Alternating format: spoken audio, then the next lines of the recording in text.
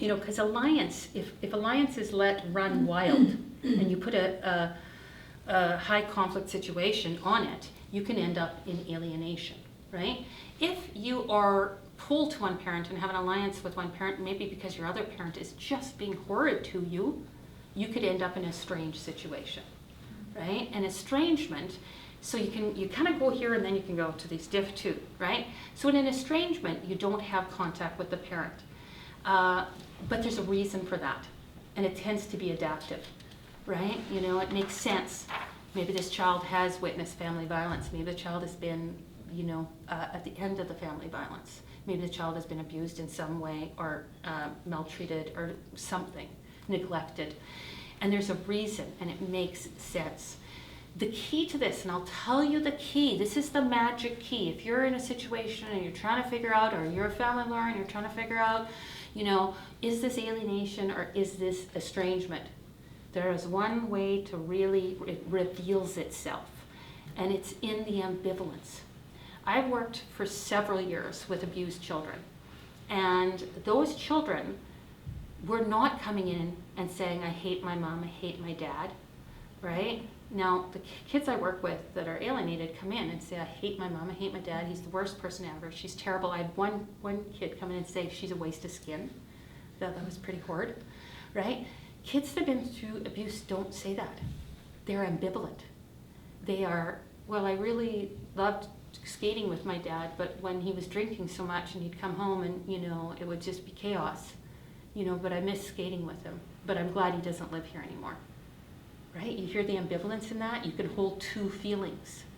You can be sad and missing somebody and still know that what they did was wrong, and still not necessarily want to see them because it feels dangerous to you in some way. Right? That's estrangement. There's a reason for it, and it makes sense, and it holds up over time. Alienation is when they have contact with only one parent, but they reject the other, and it's all negative. There's no ambivalence, and then it's the idealized favored parent. Because even when you love your parents, even when everything is super good and you don't have any of this stuff going on, there are times when you're going, oh my God, my dad is driving me crazy, right? Even when you're in a good, secure attachment, but when you can't ever say anything negative about your parent, that's probably not very positive. Because the people that we live with and that we love annoy us more than anybody.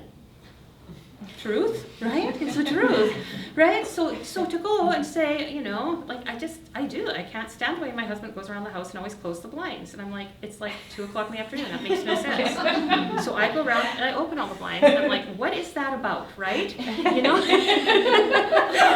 So it's like just a strange thing.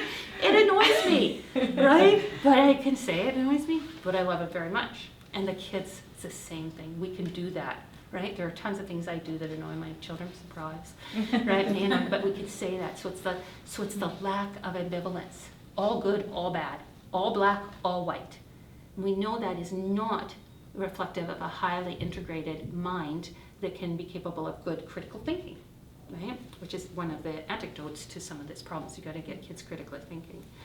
So again, that's just a nice little chart, again, that shows you the same thing I was just talking about, right? How you can have affinity, how it can turn to alliance, estrangement, and alienation.